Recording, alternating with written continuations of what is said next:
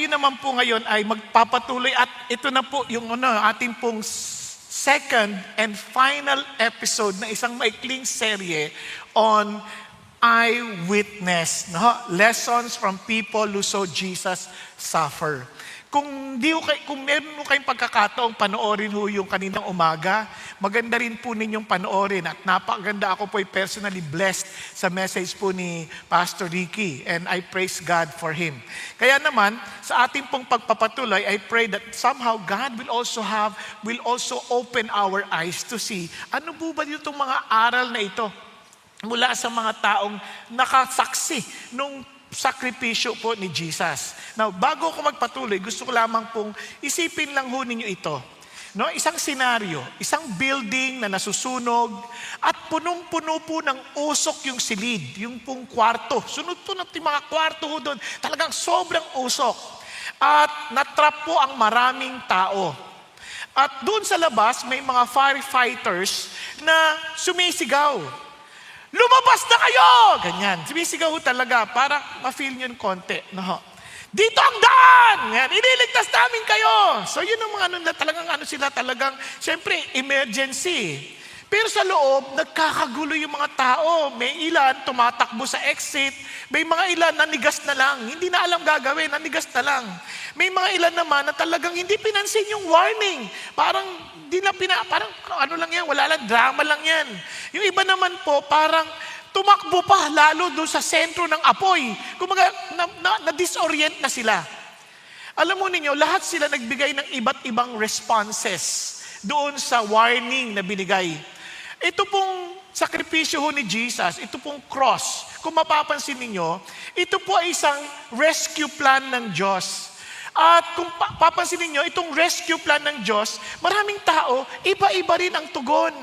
Iba-iba rin ang tugon. Alam nyo, ang tao po, pansinin nyo ha, nung tumaas po ang presyo ng gasolina, siyempre, tataas ang presyo ng bilihin, tataas ang pamasahe, ang dahil lahat nagtataasan, tayo na lang po mga bansot ang hindi. Di ba? Tayo na, lahat nagtataasan na. Ngayon, mapapansin ninyo, agad-agad nag-a-adjust tayo doon sa sitwasyon. Nag-adjust tayo. Yung iba, nag-iisip bumili ng e-bike. Yung iba naman, nag-iisip ng bumili ng sapatos para sa paglalakad. Iba-iba yung mga tugon natin. But if you notice, everybody is responding right away for the temporary things of life. Pero pagdating sa issue ng eternity, ang bagal nating mag-isip, ang bagal nating tumugon, hindi natin naintindihan na at any moment, we can face God. Alam niyo, may mga tao po na katulad lang kahapon, iyak ako ng iyak dahil isa sa mga kaibigan ko sa Amerika, bigla na lang sinabihan ako na wala na lang, naliligo lang yun. Naliligo lang. Bata pa, sobrang hindi yung matanda, bata pa. Naliligo lang, bigla lang natumba. Tapos tumawag sa kapatid. Sabi niya, nangihina ako. Tapos hindi na umabot. Ni-revive na lang. Noong una pang text sa akin, hindi ko pa naintindihan. Kasi sabi ko, Lord, yung maraming tao, hindi natin iniintindi yung bagay na eternity. While God is so much concerned that He was willing to leave the comfort of heaven just for all of us somehow to be given hope and salvation. Ngayon ang tanong po ay ganito. Bakit po tayo may iba-ibang mga response? Alam niyo po, ang krus ng Panginoon Diyos, yung suffering niya, ipinapakita po kung sino si Jesus. Pero, mas ipinapakita ng suffering ni Jesus kung sino tayo. Mas lalo niya hong pinapakita, sino ka ba? Ano ka ba? Ano ba talaga priorities mo sa buhay? You see, bagamat iba-iba ho ang tugon ng tao, tandaan ho natin to. If people responded differently to Jesus nung panahon na siya po yung nag-sacrifice, obviously, they will respond differently when you share Jesus. Di ba? Pag sinare mo si Jesus, iba-iba rin ang tugon ng tao. Now, tingnan po niyo halimbawa sa Matthew 16. Now, when Jesus came into the district of Caesarea Philippi, He was asking His disciple, ano ba sinasabi ng mga tao tungkol sa anak ng tao? Sabi niya, ang iba po, sabi na kayo daw po si Juan Bautista. Yung iba naman si Elias. Yung iba naman si Jeremiah. At sabi niya, pero kayo, sino ako sa inyo? Yun kasi mas importante yun eh. Di ba, minsan, masyado tayong concern sa mga sinasabi ng tao, di ba? Sabi ni ganito, artista to, sikat ito. Sabi niya ganito daw. Sabi ni ganito daw. Hindi. Ikaw, sino si Jesus sa'yo? Tanong mo yung katabi mo, ikaw, sino si Jesus sa'yo? Be honest. Kahit hindi mo nasagutin, wag niyo na abangan sumagot. Sabi mo lang, uy, sino si Jesus sa'yo? Dagu ka mo lang. Hindi. Kasi, magising ng konti. Hindi talaga. Sino nga pala si Jesus sa'yo? Seriously. Tingnan nyo si Peter sumagot. Sabi niya, Simon Peter answered, "You are the Christ." Ano ibig sabihin ng Christ? You are the expected one. You are the one who will save us. You are the anointed one. You are the King who will come to us and save us from our enemies. You are the priest who will bring us to God. And you are the prophet who brings the very message of God. You are the truth. Yun ang ibig sabihin nun. Kasi sabi niya, you are the Christ, the Son of the living God. Ano ibig sabihin ng Son of the living God? You are very God. Your very nature is God Himself. Kaya in the beginning was the Word, and the Word was with God. Very distinct from each other, but the Word was God. Distinct, but same nature. Are you following? Kaya nga po yung Trinity sinasabi, kasi nga, same substance, same nature, but one God. Kaya hindi magagap ng tao. Then Jesus said to him, "Blessed are you, Simon Bar-Jonah, because flesh and blood did not reveal this to you, but my Father who is in heaven." Nung ma-recognize ito ni Peter, sabi niya, ano pinagpala ka? Kasi sa totoo lang, it is not based on your intelligence, it is not based on your being, but based on the goodness of my Father that He revealed these things to you. Yung pong tayo lang po, ma-recognize natin kung sino si Jesus sa ating buhay, sobrang thankful dapat tayo sa Panginoon kasi, Lord, thank you for allowing me to understand this. Thank you, Lord, na pinahintulot mong maintindihan ko to. Kasi kahit anong talino ng tao, minsan hindi lang maintindihan. Hindi lang mag-gets. Kasi may mga bagay na hindi ko rin ma-explain. For example, ano pa ibig sabihin ng born again? Kung hindi mo alam, hindi mo naintindihan ano yung born again, marahil hindi ka born again. Pag-isipan nyo. Kasi hanggat hindi mo naintindihan, nagkaroon ka ng sarili mong encounter, hindi mo maintindihan eh. Hindi mo maintindihan ano ibig sabihin ano ba ibig sabihin ng ma-in love? Ganyan, di ba? Hanggat hindi mo naranasang ma-in love, hindi mo maintindihan. Hello? Nakuha ninyo? Kasi ganun din sa struggle ng mga tao.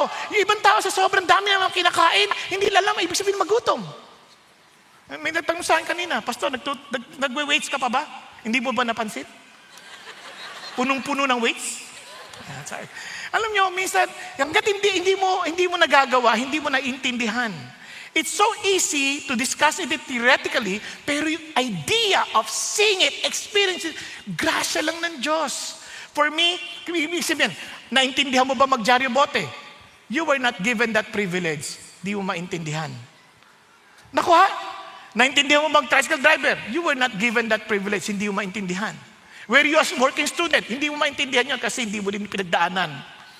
But it was the Father who gave you that opportunity. Are you following? Kaya iba, pag tinanong, ano bang ibig sabihin na may asawa? Kanina may kausap ako, bagong kasal. Kamusta? Ang saya. Ganyan talaga yan.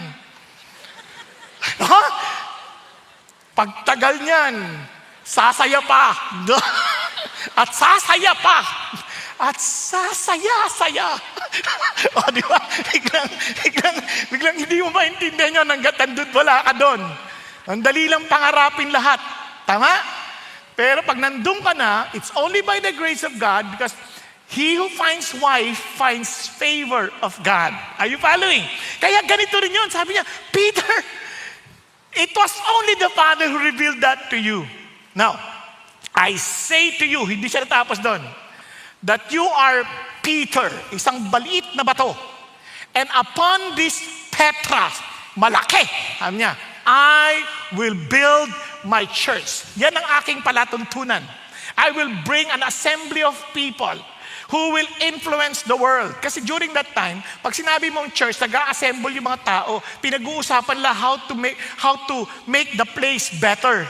Nag-iisip sila paano pagagandahin. And I will build a church, assembly of people who will bring change to the world because I will change people by my power and by my grace. Are you following? Kaya ano sinasabi niya ron? And the gates of Hades will not overpower it. Walang makapagpipigil dito. Hindi mapipigilan ito na, kasi yung gate, pag sinabi mong gate, parang yan yung pinaka, structure for defense. Sabi niya, and even death cannot stop you. Even death cannot stop this project. Itong aking palatuntunan, this program.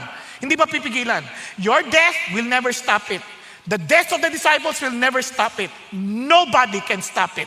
Kaya naman, it's a great privilege to be part of that program. Di ba? Ang sobrang ganda ng privilege yan. And God is giving us all that privilege. Now, tingnan nyo. Kaya naman, kung tatanungin nyo, sino si Jesus sa'yo? Ikaw, sino si Jesus sa'yo? Pag sinabi mong, you are the Christ, the Son of the living God. Now, para lang mabilis lang kasi nagtatalo-talo sila dito sa ibig sabihin daw nito Sino ba yan yung foundation ng church? Si Pedro ba yan? Sabi ng iba, si Peter. And sabi niya, kung si Peter, kung mapapansin kasi he was given the keys, okay naman. Kaya lang, ang problema lang doon, si Peter, nirebuke ni Jesus sa huli, sa verse 23, on the same chapter. Get thee behind me, Satan. Yung tinawag na Satan si Peter. Gusto mo bang foundation ay Satan? Diba? Ngayon, hindi lang yon. And the church is built on the foundation of the apostles and the prophets, ayon sa Ephesians 2:20. So, ibig sabihin, hindi lang si Peter. Kasama na yung iba pang mga apostles. Now, sabi nila, it's about the confession of Peter.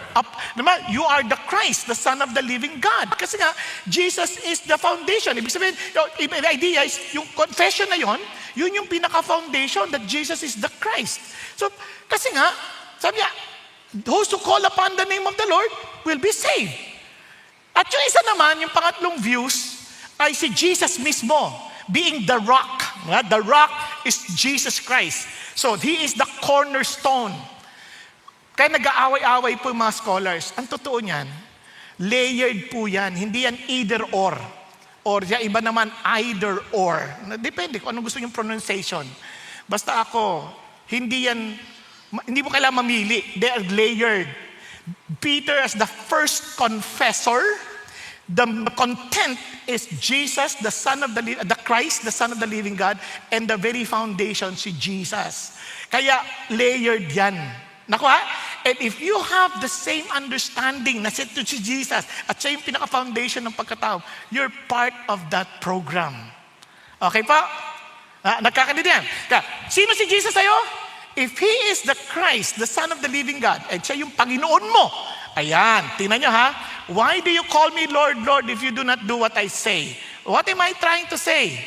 Go, tell the world, or go into all the world and preach the gospel. Sino nga si Jesus sa'yo? Pakigising mo yung katabi mo. Sino si Jesus sa'yo? Ano sabi? Kung si Jesus talaga ay Panginoon mo, at siya yung Kristo sa buhay mo, anong pinagagawa niya sa'yo? Go into all the world and preach the gospel. Ginagawa mo ba?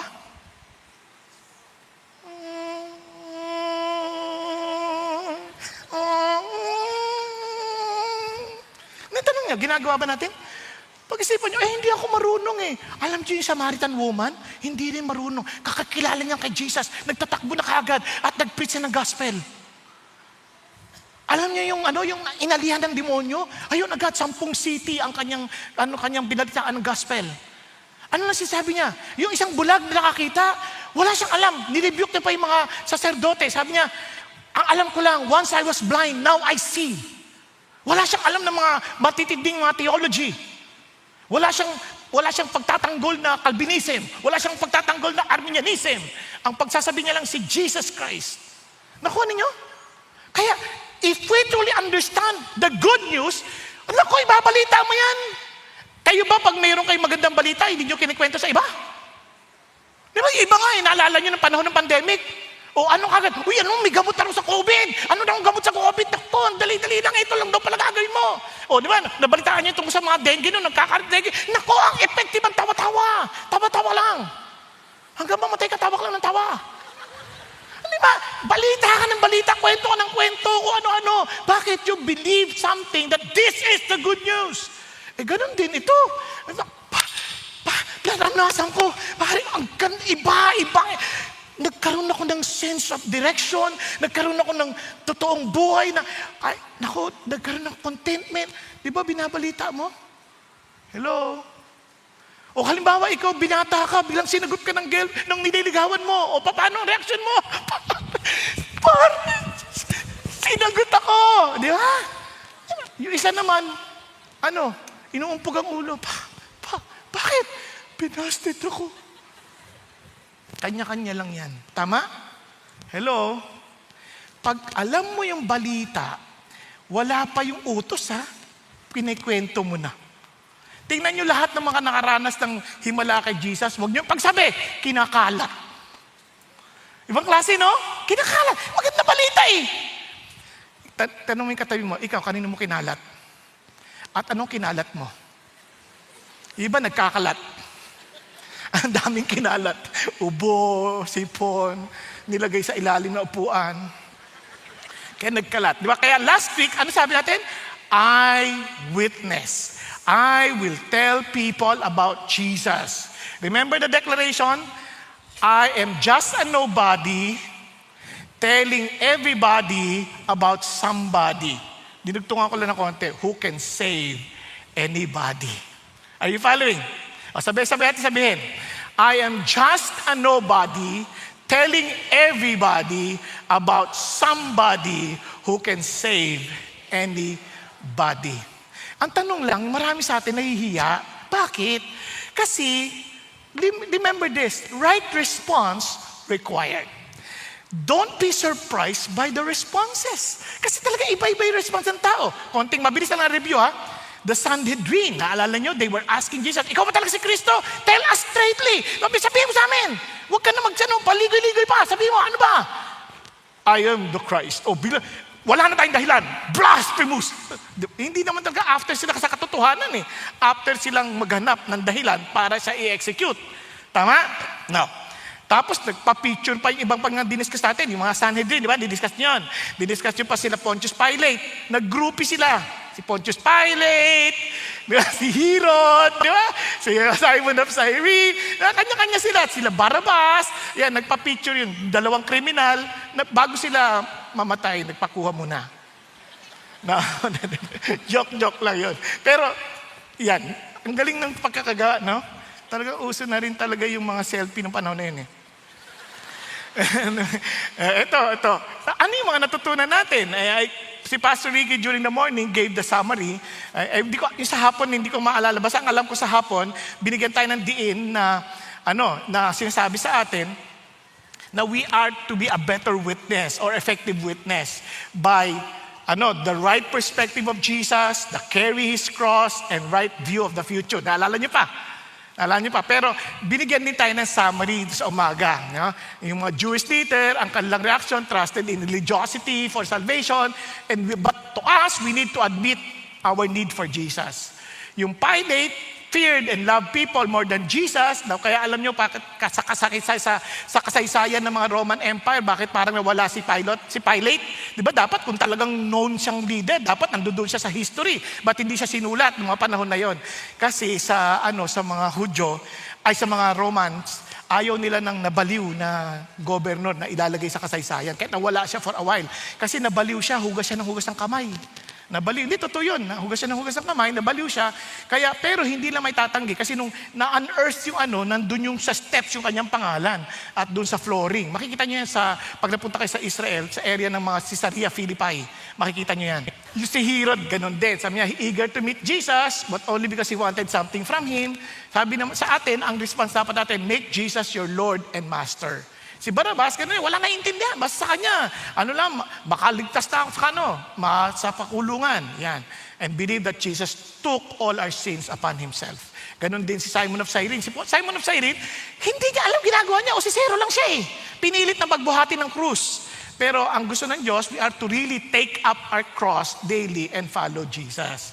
No? Ngayon si Daughters of Jerusalem, masentimiento sa Diyos, pero walang talagang pagkaunawa sa palatuntunan ng Diyos. Kaya sabi ni Lord, huwag kayo iyak-iyak lang, ganyan, maawa kayo, huwag sa akin, kundi sa inyo. Kasi ako may palatuntunan eh. Kaya love Jesus and live a holy, faithful life until the end.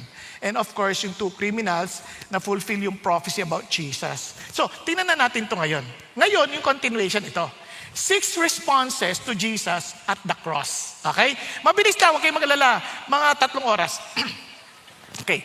Bakit ito importante? Because this response is something that we must have. And at the same time, ito rin yung ma-expect mo when you share the gospel. Kasi minsan, pag nagbalita ka, nakaka-discourage na parang, ba't hindi tinanggap? Diba? Parang feeling mo tuloy, hindi ka marunong. Di ba? O parang akala mo ikaw yung tinanggihan. Hindi. Sa totoo lang, kung panahon nga nung Jesus mismo ni-reject o kaya ganito yung ginawa nila, then expect the same. Okay? Wag tayong mag-iisip na lagi tayong panalo. Di ba? Kaya sa buhay, ganun din, mga magulang.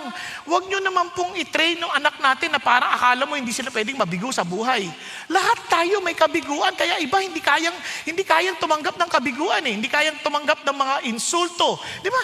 Naalala ko yung anak ko nga nung bata pa siya, sabi niya, ayoko nang pumasok. Bakit? Tinutokso ako. Ha? Bakit? Anak, ganito ha. Lahat tayo tinutukso dahil lahat tayo may mga kapansanan, may tayong mga kakulangan. So people tend to look at our, what's wrong with us para ma-elevate nila ang kanilang mga sarili. And normal lang yun. Kaya wag mo intindihin. Kaya ako, kahit ininsulto nila ako, pumapasok pa rin ako.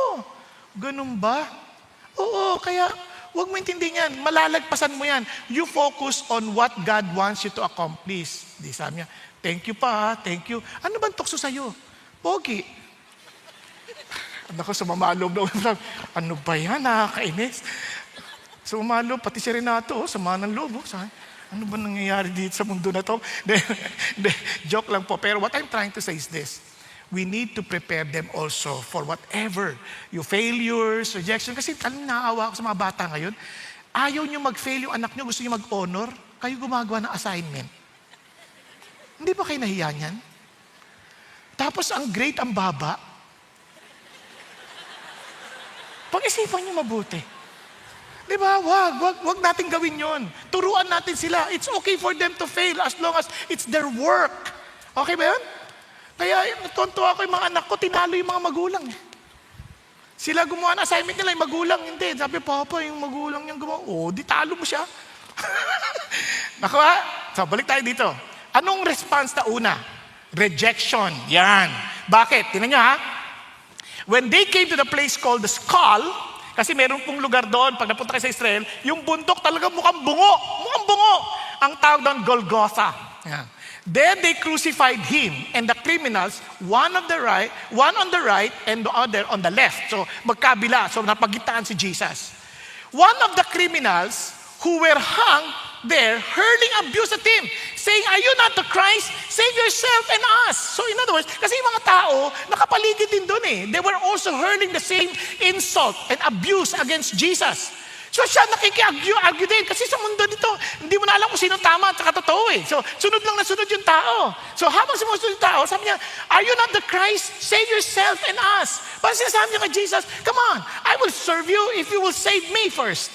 Di ba? Kung talagang totoo ka, ligtas mo ako. Laking pasarili. Kumbaga, "Lord, sagutin mo yung prayer ko. Pag sinagot mo yung prayer ko, susunod ako sa'yo." Hindi ganun ang Christian life. Sa atin, naintindihan natin na hindi ito tungkol sa atin. Kaya may mga tao, when you begin to share to them the gospel, they will say, "Wag na sa akin, okay na ako. Lumaki na ako sa ganyan, mga Bible na ganyan. Matagal na ako, religyoso kami." And in fact, kung sakali man, hindi pa ngayon. Na-experience yun na yan? Hindi pa ngayon. O kaya, busy pa ako. O mamaya na lang, Lord. Imagine yourself, ito, yung mamang to, pumunta sa doktor. Sabi niya, "Dok, may sakit ako." So, chinek. Sabi ng doktor, "If you will not, kung hindi ka magpapatreat ng ganito, hindi mo to gadaanan, sigurado mamamatay ka. Ay, hindi, okay lang ako. Okay lang ako. Ayun, lumipas sa ilang panahon, hindi na naagapan. Patay. Maraming ganyan. Yung parang, hindi, walang problema.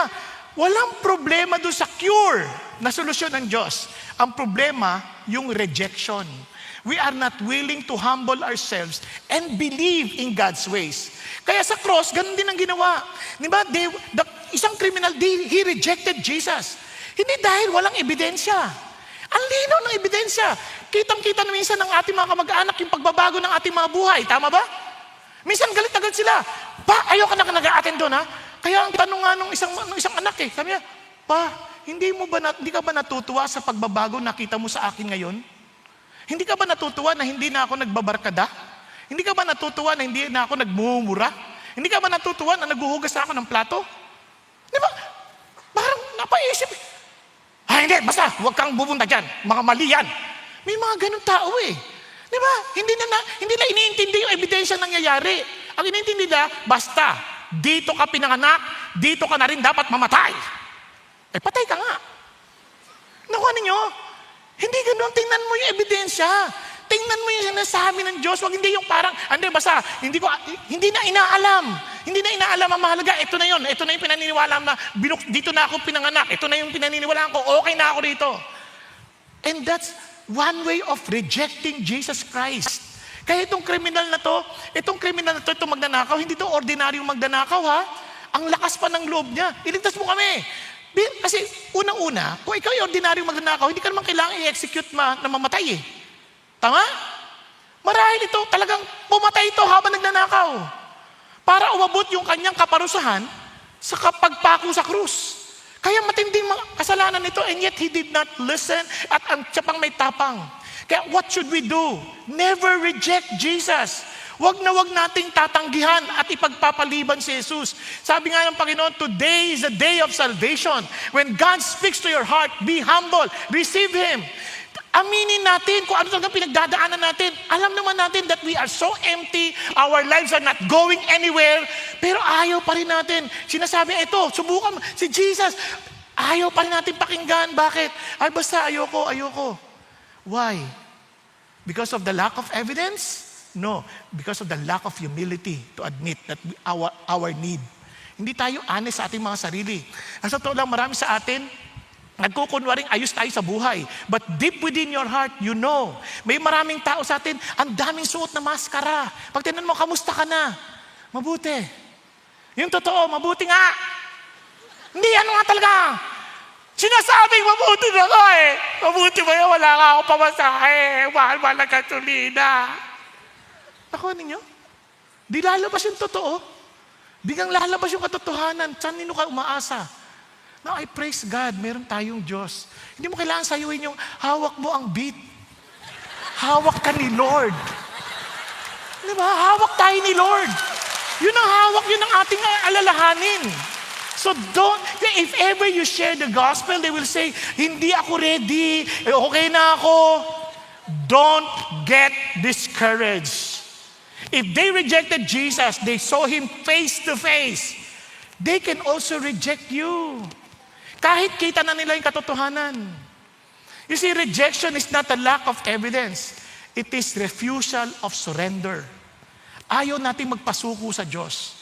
Yes, we try our best to also become religious, attend a service, attend a lot of activities. Hindi yun ang kailangan ng Diyos. Ang hinahanap ng Diyos yung magsumuko ka sa Kanya. Nung masasabi mo, Lord, Ikaw talaga lang ang Panginoon, walang iba. Naunawaan? Kaya nga, ang pangalawa, buti na lang, sa kabilang bahagi, may repentance. Tingnan ninyo. Both the other answered and rebuking him said, do you not even fear God since you are under the same sentence of condemnation? And we indeed are suffering justly, for we are receiving what we deserve for our deeds. But this man has done nothing wrong. Biruin mo, it's very clear to them. Walang kasalanan to. Ibig sabihin, sobrang obvious na alam nila yung background. Nakuha? Pero hindi ganyan yan yung una. Nung una, doon mo maintindihan yung pagmamahal ni Jesus. Nung una yan, yung mamang yan, para maintindihan natin, Galit din yan. Sabi niya, the robbers, both of them who had been crucified with him were also insulting him with the same words. Pareho sila, they were agreeing to the world. They were agreeing with the crowd. Ito, totoo yan. Walang yan. Pero bigla siguro habang minagmamasdan niya, hindi magpapatol. Siguro pag narinig niya pang, Father, forgive them, for they do not know what they're doing. Sobra to, ang lupit nito. Alam niyo bakit malupit? Pag-isipan niyo mabuti, ha? Pag-isipan niyo mabuti. Halimbawa, boss kayo. Boss kayo. Tapos kung kausapin kayo ng mga tauhan ninyo, parang walang galang. Mapapansin niyo, may kurot sa puso ninyo. Naiinis ka, grabe ito. Kahit tayo mga Christians, pag-isipan niyo mabuti. You treat someone as if that is your brother or sister or sons and daughters. Talagang, ito, tinuring mo ka, anak o ganyan. Talagang you love them sincerely. Halimbawa lang, anak na lang natin. Then all of a sudden, they will disrespect us. Kinakausap mo, bigla kang tinatalikuran. How would you feel? May kurot sa puso mo, di ba? Na parang gusto mong, yung iba, siyempre, hindi ba, gaganti mo sa akin, hindi ko nagkatahiya sa akin, kapal lang mukha mo, ako nagpapakain sa'yo. Di ba? May mga ganyan pa, di ba? Napansin niyo, may sakit? And just imagine Jesus Christ. He created us. And we are suffering from His hand. And what did He say? Tay, patawarin niyo po sila. Hindi alam ka lang ginagawa. They're so ignorant about who I really am. Hindi na alam ko sino ako. Hindi na alam ka lang mga ginagawa. They were expecting me to come, but they didn't know. They didn't realize. They did not take you seriously. Tay, siguro narinig yun ng mama. Siguro nakikita niya, kakaiba to, teka muna, nagbago isip. Yan ang pagmamahal. Kasi, naalala, mayroon pong naliligaw na mama, niligawan niya yung babae. Nilibre niya ng kape sa Starbucks, halagang 150. Diyan, tapos sabi ng sana magkita tayo ulit. Sabi niya, hindi na. Pinagbigyan lang talaga kita ngayon. Hindi, alam mo, sa totoo lang, angkop talaga tayo sa isa't isa. Sabi niya, pasensya ka na, hindi ako nag-agree. Ganon, nagalit. Hindi, inimbitahan kita, pagluluto kita. Sabi niya, hindi na, ipagluto mo na lang iba, sabi niya. In other words, busted. 100%. Di ba? Ano sagot ng mama? Soli mo yung binayad ko sa Starbucks. Inasauli! Sabi ko, grabe naman to. Pero ito si Jesus, alam mong tapat siya. Pagkatapos insultuhin ng maman to, and then he realized nagkamali siya. Look at what Jesus did. You know how much He loves you. Tagang hindi nagbabago yung pagmamahal niya. Tingnan niyo. And He was saying, Jesus, remember me. Hindi siya sabi, Lord, ligtas mo ako. Alalahanin mo lang ako, when you come in your kingdom, kinikilala kong hari ka. Kinikilala ko that you are indeed the Messiah. You are the King. But I know I don't deserve anything. Wala akong karapatan. Hindi ako karapat-dapat ng mercy mo. Pero isa lang ang request ko. Alalahanin niyo lang mo ako. Tingnan si Jesus. Pwede niyo ngayon pa, huli na ang lahat. Kung hindi lang ako nakapako, sinampal na kita. Pwede yun eh. Pero hindi yun ang ginawa niya eh. Sabi niya, truly, I say to you, talagang nangako pa. Pinasabig sa iyo ang katotohanan. Kumbaga, pinapangako ko sa iyo. Ngayon, makakasama na kita sa paraiso. Ha? Kulang na lang sabihin niya, no? Siguro, nandun siya, dadalhin kita sa aking palasyo. Di ba? Grabe. Parang, wow. Grabe naman to. Ininsulto ko na kanina, dadalhin pa sa palasyo niya. Pag-isipan niyo mabuti. And that is exactly what Jesus is doing to all of us. Wala tayong karapatan. So what should we do? Huwag tayong magmamalaki. Let's admit yun, Lord, talaga pagod na ako, suko na talaga ako, Lord.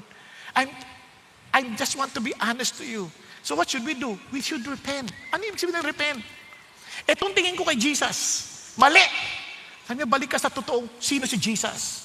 You are indeed the King of Kings, the Lord of Lords. And you deserve to be worshipped, to be obeyed. Lord Jesus, you're my life. You own me. Yan ang sinasabi dito. Kaya nga, yun ang kaya hinahangad ng Diyos. You see, it is not just an emotion. As in, when you repent, you go back and surrender to God. Yun ang idea ng Panginoon Diyos. Yes, when you share the gospel, some will respond. Maybe not many, but some. But alam niyo po ba? Just one soul is worth it. Why? Because there is a great rejoicing in heaven for one soul to repent.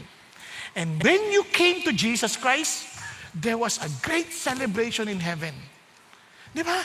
Alam niyo, niisip-isip ko, ako Lord, magditiwang kayo na maligtas ako. Wow! Pag-isipan niyo mabuti. Di ba? Iyan exactly yung ginawa ng Diyos because His love is sincere and pure. Hindi siya naghahangad ng anumang kapalit. Tayo, mapaghanap tayo ng kapalit. Pagka hindi napalitan ng maayos, sasaktan din natin sila ulit. Pero hindi ganun si Jesus. Are you following? Kaya, hindi lahat, pero meron. At yan ay sapat na. One moment of surrender can change family. Eternity, as in eternally. Di ba? Sarap. Now, pangatlo, ridicule. May mga nang insulto. They mocked Him. Anong ginawa nila? Tingnan niyo po ang ginawa nila. But Jesus was saying, Father, forgive them, for they do not know what they're doing. And they cast lots, dividing up His garments among themselves. Ano, nakikita niyo ba yung nangyayari? Nakikita niyo ba? Parang they were showing them. Ito yung prophecy, long time ago. Just before your eyes, if you truly understand the word, ito nangyayari before your eyes, what I already told you, long time ago. Parang sa panahon natin ngayon, di ba? Kung nababasa mo yung Bible, wow! Yung nangyayari sa Middle East, yung mga nangyayari sa mundo, yung nangyayari sa amin ng flood control, hindi yan bago. Kung nabasa niyo yung Bible, makikita niyo, hindi kayo masusurprise. Hindi kayo masusurprise. Magugulat pa kayo, wow, malapit na ang pagdating ng Panginoon kasi kitang-kita ko na kung paano niya ginagawa at sinufulfill ang kanyang salita. And that is exactly what's going on here. And the people stood by looking on, even the rulers were sneering at Him, saying, He saved others, naligtas ang iba, pero hindi niya maligtas ang kanyang sarili. If this is the Christ of God, His chosen one, bakit? Tingnan niyo, the soldiers mocked Him, coming up to Him, offering Him our sour wine. Isipin niyo, the very Creator, binigyan ng sour wine. Di ba? Insulto kasi, kung siya'y hari, you are presenting the best wine available. But He was given a sour wine. Anong ginamit na? Pinantabo para iabot sa Kanya. Yung ginagamit sa paghugas ng puwet. Sobrang insulto. Sabi niya, ligtas mo sarili mo. There was also, nilagay pa ng inscription, this is the King of the Jews. And the Jewish people, they were laughing, they were mocking Jesus without knowing. If these Roman soldiers would mock an innocent one, claiming to be your king, just imagine anong gagawin nila sa inyo after. Kung kaya lang gawin to sa mga inosente, isipin nyo anong kaya lang gawin sa mga magre-rebelde sa kanila. Pag-isipan nyo, hindi na nakita yon. Bulag na bulag sila. At sinisigaw nila, labo. Sabi niya, kaya wala silang naiintindihan. Sa krus po, they mocked Jesus na hindi lang naintindihan. Kung ililigtas ko yung sarili ko, hindi ko na kayo maliligtas. Naunawaan? I need to die here on the cross. Because without shedding of blood, there is no remission of sin. Kaya hindi ko kayo papatulan. Kasi parang ganito yan. Hindi ko makalimutan yung sinabi ni Bayani Fernando. Hindi ako luluha para sa mga mahihirap. Baka hindi ko na sila maakay sa tama nilang pupuntahan. Kasi mabubulag ako. And akala natin ang solusyon sa mahirap, bigyan mo ng ayuda, bigyan mo ayuda, bigyan mo ayuda. Hindi, bigyan natin sila ng idea. We need all of us to be responsible, to work together, and fix our problem. Hindi tayo asa ng asa sa isa't isa. Nakuha ninyo? Hello? Andiyan pa kayo? Kasi alam ko, galing ako sa hirap eh. Kaya alam ko, ang solusyon hindi yung bibigyan ka eh. Habang ikay laging umaasa sa ibang tao, nasisira ang ating pagkatao. Hello? Andiyan pa kayo? Kaya nagpapasalamat ako sa tatay ko, tinuruan kaming maging responsable. Kaya naalala ko, sabi ng tatay ko, gusto mong mag-aral? Opo. Sige, tutulungan kitang pumasok. O sige, magkano pa masahe mo? Bilang-bilang. Papunta po, 6 na piso. Pabalik, 7 piso. Bakit mas mahal yung pabalik? Kasi doble ang bayad sa tricycle. O sige, o ito ang 5 piso. O, ba't 5 piso lang? Tutulungan kitang pumasok. Alam mo nang umuwi. O, gusto niyang ganyan? O, paano ka papasok? Didiskarte mo, maglalakad ka. Maikli lang naman, 13 kilometers lang naman yun. Babalik, para may maipon ka. Pagkaipon, bibili ako ng papel, panininda ko pa para magdagdagan yung aking allowance. Tapos saka kumuha ng, tinry ko magkaroon ng academic scholarship. Napuwersa ako because difficulty is the mother of all invention. Are you following? Kaya minsan itong kahirapan na nangyari sa atin, dapat bukas ang ating isip. Instead of mocking each other. Kasi yung mockery ng Panginoong Hesus, by mocking others, we are mocking the Lord indirectly. Kasi bakit? They are all created in the image of God. Nakuha natin? Andiyan pa kayo? Kaya isipin niyo mabuti. Ito si Jesus, sinesave niya tayo. Minsan, yung ating mga nararanasan, kaligtasan yan to build our character. Pero kung hindi natin titingnan ng mabuti, sisirain tayo niyan. Okay? Kasi, kaya nga, we need to honor Jesus and let us not treat Him casually. Huwag nating parang tinuturing na parang ordinaryo lang. Ano, makikita natin yan sa paraan natin ng pakikitungo sa tao. Makikita natin yan sa the way we attend or, kunyari, isipin niya, are you coming here for Jesus? Now, tanong yung sarili mo, how do you listen? Are you here listening to the words of Jesus? Kunyari, ginagamit lang kami ng Panginoon Diyos? O, how should you listen? Pag-isipan niyo mabuti. Naalala ko si Abraham Lincoln, inimbitahan sa isang church. Nung dumating ho yung, sabi niya, let us now read the Word of God. Tumayo agad si Abraham Lincoln. Tayo siya kaagad. Sir, hindi na po kailangan. Upo na ho kayo. Sabi niya, no. Tumayo. Sabi niya, every time I walk on the stage and to give my message, people will rise up to give honor. How much more to the God who owns the universe. Pag-isipan niyo mabuti. Kaya yung mga Christian nagulat Sila pa'y nagulat. Pero tayo, iba. Kasi tatay lang yan. Hindi kayo sa ibang service. Okay lang yan. Sarap naman dito. Ang lamig. Tapos na yung message? Tapos na. Kaya pala nagkakantahan na. Hindi, isipin niyo mabuti. Lahat ng kakanta sa Malacanang, pinipili magagaling. Tayo kakanta sa hari ng mga hari, pinili ang mga taong hinirang niya na maglingkod sa kanya. How should we sing? How should we sing? Pag-isipan niyo mabuti. Tatamarin ka? Our Lord our salvation. Mabuti pa sa TikTok bigay todo Grabe, bigay na bigay. Samantalang pag sa Lord, parang tuk-tuk lang. Di ba? You see, mockery is not always loud. Sometimes it is quiet disregard. Kaya gusto ko sinabi ni Pastor Ricky kanina, quoting Janet Denison, Crosspoint Church. Sabi niya, using social media to create viral while insulting others, that's mockery. Sabi niya, trivialize His name as a joke or punchline, that's mockery. Reject His commands to avoid lifestyle changes. No? Minsan, binabaluktot pa natin sinasabi ni Jesus doing scholarly presentation. Para Para mag-agree sa gusto nating lifestyle, hindi sa gusto ni Jesus. Now, distort His teaching, fit modern ideologies, use His name for personal gain, and disregard His commands but claim He is Lord. Hindi naman pinapansin yung kanyang sinasabi. That's mockery. Pero tandaan nyo ito, people may laugh, dismiss us, even joke, and make us a butt of jokes.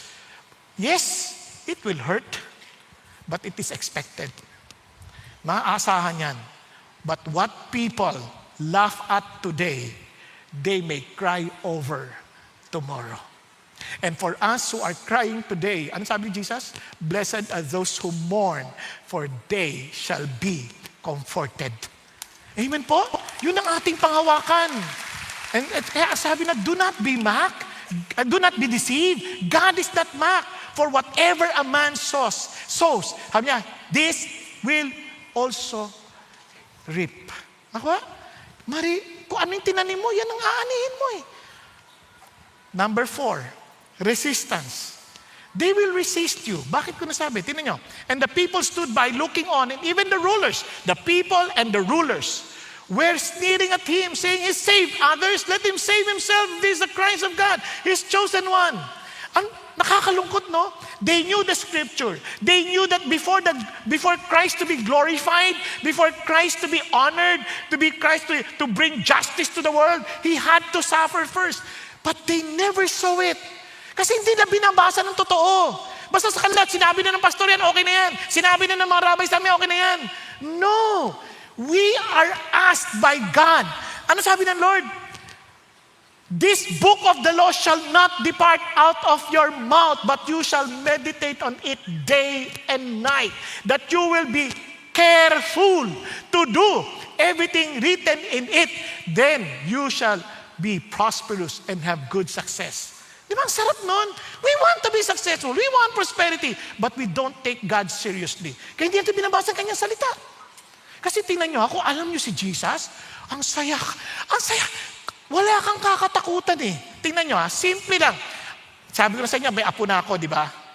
Magtatatlong linggo na siya. Wala namang nagagawa yun. Di ba ganyan?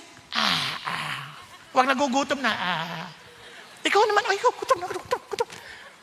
Naisip ko na, Lord, bakit tuwang-tuwa akong makita tong batang to? Bakit ako tuwang-tuwang iisipin lagi yung kailangan niya? Pag umiyak, bakit agad-agad tinignan mo? Sakit ba tiyan mo? Jijingle ka ba? Gutom ka ba? Bakit? Wala naman siyang may aambag sa akin. Wala naman siyang, hindi naman niya ako minamasahe pag pagod ako. Di ba? Ang ingay pa, natutulog na ako. Bakit? Gusto mo? Pero hindi ganun ang reaction mo eh. Diba? Bakit? Because you see the image that you have on that kid. Hindi ko kamukha, pero yung image na baby siya, nakikita mo yung resemblance somehow. Tama? And isipin nyo kung bakit ganun ang heart ni Jesus sa atin. Because we are created in the image of God. And He delights seeing us. He delights us. He wants us to be with Him in eternity. Because we are created in His image. Madalas, wala naman tayong naibigay sa Diyos eh. Kaya hindi siya interesado sa ano gagawin natin para sa Kanya. He wants us to enjoy what He's doing for us. Nakuha natin? Kasi kaya, bakit ayaw mo yung anak mong bumabaliktad lang dyan? Baka madisgrasya siya. Ganon din si Lord. Kaya ayaw kita magkasala, sisirain mo yung sarili mo. Kaya gusto kitang mabuhay ng maayos. But you have to listen carefully with my plans. Di ba yun ang sinasabi ng Lord? Kaya grabe, sabi ko, grabe to. Kaya nga, you know what? Sabi ng isang pastor, the hardest people to reach are not sinners outside. Sino? But religious people inside. They know the scripture, but they don't understand it. They have no perception of who God really is. Kawawa. Lahat sa kanila parang religious activity lang. Kaya pansinin nyo, ang daming tao, hindi na na-enjoy ang Christianity. Bakit? Kasi, pag sinabi mo, kailangan mo si Jesus, mabait naman ako spiritual naman ako alam ko na yan. Hindi na kailangan ng Diyos. God wants us not just to know Him, but we are to submit to Him. Okay pa tayo? Kaya nga, when we share the gospel, except some, and say, they will even argue with you. They will even debate you. I know that, but still resist to submit to Jesus Christ. Listen to this. Hindi po CCF ang magliligtas sa inyo. To some people, they think, Christian na ako, CCF na ako, nag-a-attend na ako eh. Hindi ho totoo yan. Unless you encounter Jesus Himself, hindi ka magiging Christian. Ang dami ko na atang nakausap na Grab, nag-a-attend sa CCF, pero hindi na naintindihan ng Christianity. Pag-isipan niyo mabuti. Ang dami ko nakakausap sa palengke pa, sa grocery. They claim, tinanonood ko po kayo. Napanood ko po kayo. Grabe. Nakilala mo na si Jesus, tinanggap mo na siya sa buhay mo bilang Panginoon. Ano yun? Yan na sinasabi ko eh. Para ka lang nanood ng Itbulaga niyan. Natawa ka, umiyak ka, pero hindi mo natagpuan si Jesus.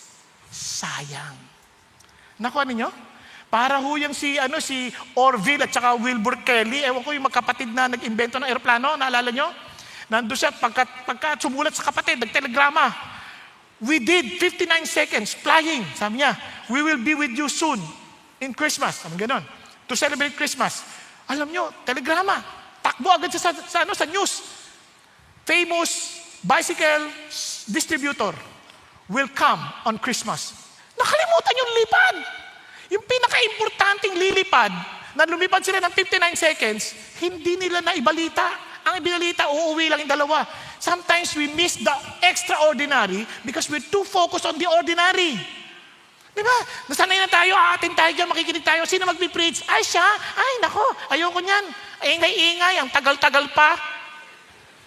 Di ba? Tapos ang babanggitin niya lang si Renato. Pag-isipan niyo. Hindi yun eh. You missed the point. Si Jesus, ang kailangan natin. He was the one who died on the cross. You see, you can know the truth and still resist it. Bakit? Kasi we don't want to disturb our comfort. Kaya buti na lang, mayroong mga ilan na they had this recognition. Anong recognition? They recognized Christ. Look at this. Now, when the centurion saw what had happened, biglang lumindol tapos dumindol. He began praising God, saying, certainly, this man was innocent. Hindi lang yun ang ibig niyang sabihin. Imagine, a centurion leads about 80 to 100 soldiers. They are battle-tested. Pero alam nyo, tapang to, makasiga ito. Pero hindi lang yun ang nakita niya. Hindi lang siya innocent. Ano sabi niya sa Matthew? Now the centurion and those who were with him, keeping guard over Jesus when they saw the earthquake and the things that were happening, became very frightened and said, truly, this was the Son of God. Hindi sila nagbulag-bulagan. Talagang they prostrated themselves before the King of Kings. Eto nga talaga ang anak ng Diyos. You see, friends, minsan hindi agad-agad at silang nakakakilala. Kahit tayo, huwag tayong magalit sa mga mag-anak natin. Minsan dinadala natin dito, parang wala nangyayari. Relax ka lang. Sometimes they're very sincere. Pero hindi agad-agad. One day, they will also recognize the reality of Jesus. Kaya huwag tayong magsasawa. Asawa mo, gatataka, atin silang atin, ba't ng babae? Huwag ka. Pwede pang manlalaki yan. Pero anong punto ko? Relax ka lang. Tatamaan din yan. Dadagukan din yan ng Diyos. Relax ka lang. But keep on praying. Keep on trusting Jesus. Yung anak ko, ilang beses ko nang dinala. Pinala ko pa sa elevate, pero pababa siya. Hindi siya pataas. Anong nangyari? Relax ka lang. Hindi naman tao ang gagawa niyan. Hindi rin kami. Hindi yung ministry. Si God. Kaya it was God who revealed Himself to this man. You see, friends, ngayon mga taon sabihin, tagal-tagal na nag-attend, ngayon ko lang naintindihan sa wakas. Just keep on seeking. Kaya sabi ng Bible, keep on asking until you receive. Keep on seeking until you find. Keep on knocking until the door opens. Are you following? Ganun ang sinasabi ng Diyos. Relax lang. You see, sometimes same gospel, but different moment. Iba-ibang panahon. See, kaya ang response dapat natin, we need to look at Jesus clearly. Siya ang hanapin natin. Huwag yung pastor. Huwag yung mga fellowship lamang. Hanapin natin si Jesus. When we come together to study the Word, look at Jesus. See Jesus clearly. Naku ha, huwag yung kakainin sa D-group. Uy, ano pagkain kayo sa D-group? Ang dami-dami. Huwag. Hanapin natin si Jesus. Naunawaan? Hello? Huwag yung crush natin. Yung iba crush naman ang hinahanap. Hindi ka pa nahiya niya, may asawa ka na, crush ka pa dyan. Hanapin natin si Jesus. Naintindihan? Now, look at this. Now, kaya some people take time. Don't rush them. Don't give up. Don't give up. Now, kaya hindi kasi instant. Pero minsan totoo sila, pero hindi lang instant. Kaya recognition is often a journey. Kaya po, sa oras na ito, makikinig po tayo ng isang testimony. Hindi lang mo siya pwede ngayon physically or personally, pero we can watch her testimony sa video. Siya po ay si Hazel Sagun. I knew about Jesus ever since I was a child, but I never really knew him. I grew up in a religious family, but I learned to view God only as my magic genie. He was the provider of my needs, the giver of blessings like good grades and gifts, but he was certainly not my personal Lord and Savior. When I was only 14 years old, my father took his life, and that was when my mother and I went through the most tragic test of faith and of our mental stability. As a child, I did not know how to grieve appropriately, and I turned to the world by focusing on the only thing I knew: academics. All this time, I was experiencing depression, panic attacks, and suicidal thoughts. Despite being at the top of my classes and always receiving academic awards, my heart still yearned for the Lord, and I found myself moving from one Christian church to another to fill the void. In 2019, I attended the Elevate Youth Gathering in one of CCF's satellite churches. I went alone with no one inviting me, and that was the first time I surrendered myself to Jesus, and I began attending my first D group and volunteering during Sunday services. After 1 year, I was able to bring my mother to CCF, who began experiencing her own personal transformation and spiritual journey. However, during these teenage years, I was actually living a double life. Even while serving in ministry and being part of the D group, I entered 2 consecutive romantic relationships and committed sexual immorality. I was exposed to vices and sexual sin and was constantly lying to my mother. This went on for roughly 4 years, and looking back now, I can testify that the Holy Spirit never stopped convicting me of my sin. And by the time of my last relationship at 18 years old, God allowed me to be genuinely and fully broken before Him. During prayer and fasting of 2024, the Holy Spirit moved me to cry out to Jesus and guided me to finally admit my faults to my mother. I grieved over betraying the trust of my mother and the shame I felt whenever I prayed to Jesus, because I was my mother's only child, and we were partners in pretty much everything we did. Yet I betrayed her for many years. And over the next many months, the Lord helped me to prioritize living as a daughter of the King of Kings, being a good daughter to my mother, and being a good student. In 2025, I joined my second D group, and I was baptized on April 27 and attended the Move Youth Conference in June. It was there that God rekindled the fire in my heart to glorify His name and be a living witness of His gracious works. From that time until today, and all by God's grace, I have been continuously living a life of purity and the pursuit of godly wisdom. God also fully restored my relationship with my mother, and now my biggest advocacy as a 21-year-old is to help guide the youth, make God-centered decisions, and live in obedience amidst this extremely broken world. The Lord has given me the privilege to lead a D group for young ladies, as well as to actively serve in Elevate, in the campus, in live production, and the creatives ministry. But the most important ministry given me is to represent Jesus to my friends and family. The Lord also compels me to be used in the expansion of His kingdom through sharing Jesus with others. The Holy Spirit has been moving me to share the good news in various opportunities, to motor taxi drivers, as well as during oral exams in my theology and philosophy classes at our university. God also used me to share the gospel with my older cousin, a college classmate, and D group members through our Real Talk booklet.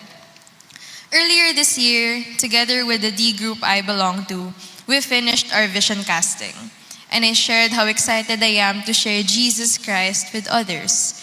May it be through random evangelism, leading Real Talk sessions with high school students, or raising a D group member to become a D group leader. I am simply overjoyed at how God will continue to move in my life for His glory. Jesus Christ has been and will always be the greatest gift that I have ever received. Now there is no turning back, trusting that my Lord and Savior has many more plans for my life. There simply is no reason for me to stop telling people about Jesus, especially since I am an eyewitness to His love, grace, and power that transforms lives. I am Hazel Sagun, and I give back all the honor and glory to Jesus Christ. Praise God. Pansin niyo po, nakakatuwa ang Panginoon Diyos, no? Lumaki sa Christian family, pero tinan nyo, one day, the Lord will open her eyes, to see Him, as in to experience the Lord personally. Kaya relax lang. Hindi ko sinasabing mapetik-petik tayo. The moment God speaks to you, the moment God opens your eyes, wag kang magpapaliban. Nagkakaintindihan? And praise God that by His grace, we are given that chance to recognize Him. Now, tingnan ho natin to. And lastly, responsive devotion. Kaya nga, we need to respond. Kaya ang sabi ng Bible, tingnan nyo, and all His acquaintances, the women who accompanied Him, kasi alam niyo po, sa ministry ni Jesus, may mga kababaihan nung sumasama. Kaya nakakatawa yung mga kababaihan, akala mo wala silang gamit, hindi, talagang very, very active sila. Kahit lalo sa panahon natin ngayon, mas marami pang ang babae sumusunod kay Jesus kaysa sa mga lalaki. No, pero itong amazing part, while the men, the disciples, left Jesus alone, iniwan siya talaga, they all disappeared. Except for John. Yung mga babae, stay sila. Ito yung talagang sagisag ng tapang. Hindi ho sila umalis. They kept on serving the Lord. They stayed. And hindi lang yon. Tingnan nyo, hindi pa natapos doon. Mayroon pang isang nagsisikretong tagasunod ni Kristo na mayaman, si Joseph. Si Joseph, member of the council, a good and righteous man. He had not consented to their plan and action. A man from Arimathea, a city of the Jews, who was waiting for the kingdom of God. Nag-aantay din siya sa Diyos. And this man, sa tapang niya, kasi bagamat isipin niyo, against ng lahat, siya against sa decision ng marami. Pero he took his stand. Anong ginawa niya? This man went to Pilate and asked for the body of Jesus. And he took it down and wrapped it in a linen cloth and laid him in a tomb cut into the rock where no one had ever lain. Si Joseph po ay mayaman. No, mayaman, leader siya sa Sanhedrin.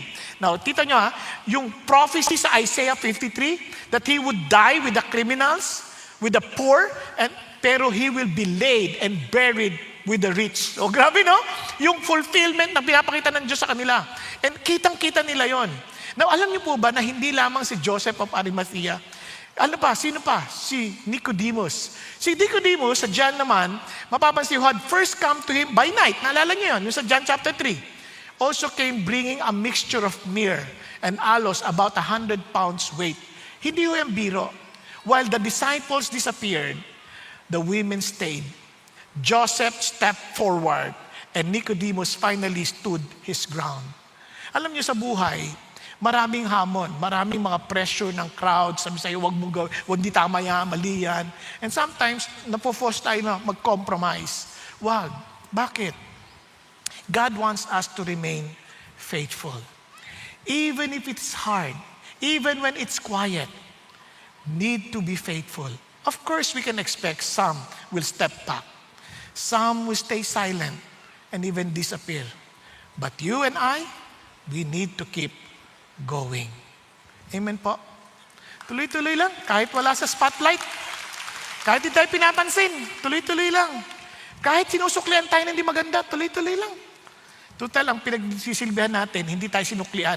Nag-advance na si Jesus. You see, friends, faithfulness is proven under pressure. Now, before I end, I just want to show you something. Alam niyo ba itong mga kinuha ng Jesus na mga eyewitnesses? Criminal, moral outsider. Wala talagang pag-asa yan. Centurion, racial outsider. Hindi siya Hudyo. Ang panalangin ng mga Hudyo noon, salamat at hindi ako hentil. Dahil ang mga hentil ay panggatong lamang sa impyerno. Tayo, mga hentil tayo. And yet, we are racial outsiders. Pero niligtas ng Panginoon Diyos. Women, social outsiders. Sila po ay considered na mga property at second class. In fact, hindi sila pinakikinggan sa korte. They are social outsiders. Ito, Para for Jesus to save them? Wow!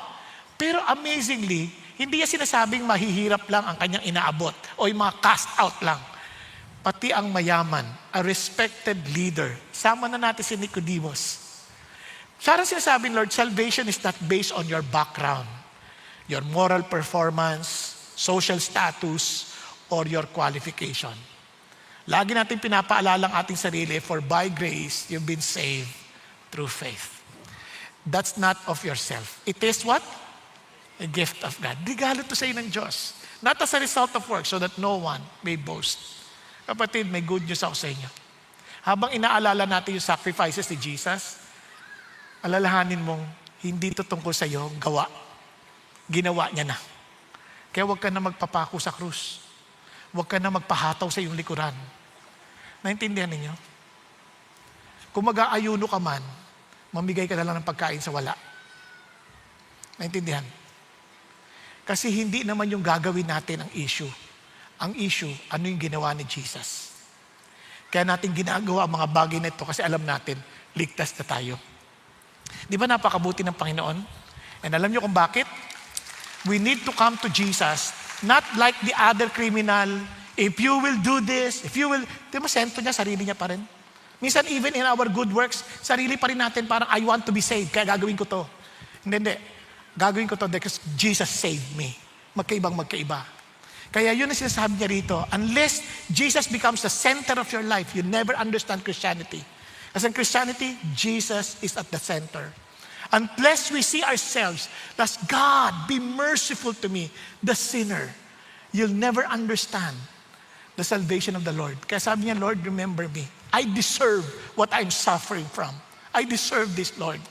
But just remember me. Wala akong pagmamalaki. Just remember me. Friends, do not follow the crowd. The crowd is saying, kung talagang totoo ka, gawin mo to. Dapat walang kahirapang nangyayari. Kahit tayo na may kagagawa ng kahirapan na nangyayari sa atin. Kaya nga, do not conform to the standard of this world, but be transformed with the renewing of your mind. And remember this, Jesus took all the sufferings, the payment of sin. He made Him who knew no sin to be sin on our behalf, so that we might become the righteousness of God in Him. Whenever God looks at you, He sees Jesus. He sees His righteousness. Kaya be confident enough. Are you suffering? You pray. Are you happy? Pray. Sing praises to the Lord. Tama? Are you sick? Call the other brothers and sisters to pray with you, especially those who are matured. If you're sinning, pray for one another. Confess to one another. For the prayer of the righteous man. We became righteous because of Jesus. Remember, is effective and powerful. Kaya yung mga nangyari sa atin, nasa iyo ang kamay. Nasa iyong kamay ang mga kapangyarihan na yan. You come to God with confidence because Jesus is our righteousness. Amen? Kapag nag-pray ka, alam mo, papakinggan ka ni Lord. So let me just summarize. Ano sabi ni Lord? The penitent thief, salvation is by grace alone. Admit your need for Jesus. The soldiers, God is not mocked. Sin will have its consequences. Love God, hate sin. The rulers, people need to know Jesus alone is the Savior. Make it a lifestyle to tell people about Jesus. Huwag lang isang minsan ng sharing. Kaya, sino sa inyo nakatanggap ng yung best decision? Wala kayo? Wala, nandun sa Chronicles. Ay, inisnab ninyo yung Asher. Hindi nyo pinansin. Binibigyan kayo ng Chronicle, hindi nyo inabot. No. Meron dong best decision. Gamitin natin yon. Share the gospel to everybody. As in, no one is beyond the grace of God. Yung centurion, abot yan ng Lord. Believe that Jesus is willing and able to save you. The women, true followers of Jesus, are faithful to Him for life. Kaya be faithful and obey Jesus every moment, every day. Joseph of Arimathea, only Jesus can transform our lives. Give your life to Jesus. So in other words, go into the world and preach the good news. Friends, gusto ko lang sabihin sa inyo, hindi ka pwedeng neutral kay Jesus. May sagot ka dapat. Hindi pwedeng gitna. And let me end with a story. Meron pong nagpipinta sa canvas. ng evangelism. Kwento po ni Robert Coleman. Nag-capsize, sa drawing niya may bagyo, nag-capsize yung kanilang boat, nakakita siya ng bato. At doon siya lumangoy at kumapit. Sabi niya, mukhang mali itong drawing ko. Pinunit niya ulit, sinira niya ulit. Sabi niya dapat, nang makita niyo yung bato, aabutin niya yung tao para sila rin ay makaranas ng kaligtasan ng Panginoon. Mga kapatid, nung naligtas tayo, hindi lang para tayo makinabang at magpakasasa. God wants us to reach out to others too. Amen? Sino sa kanila? Basta malalaman mo. Ang role mo, sabihin mo lang sa kanila yung magandang balita. Hindi mo na responsibilidad kung tatanggapin nila yung balita o hindi. Ang responsibilidad natin, tagadala lang tayo ng balita. Okay po? Kaya ulitin ko lang, sabay-sabay natin sabihin, I am just a nobody telling everybody about somebody who can save anybody. Tayo pong lahat ay yumuko at pumikit. Thank you, Jesus. Thank you, Lord. Mga kapatid, ikaw lang nakakaalam na totoo mong ugnayan kay Jesus Christ. Isa ka ba sa mga nag-reject sa Kanya? O isa ka ba na talagang nagsisising lumapit sa Kanya? A repentant thief? O ikaw ay isang taong resistant? Or you keep on ridiculing Jesus? You call Him Lord and yet you're not even following Him. Ikaw ba yung binuksan ng Diyos ang mata para ma-recognize mo siya? Ikaw ba yung taong nagbigay ng talagang resolusyon na sabi mo, Lord, I will be devoted to you. That you are not just my Lord with my mouth, but with my whole being. I will respond to you with my devotion, giving you my all, as you have given yourself and your all to us.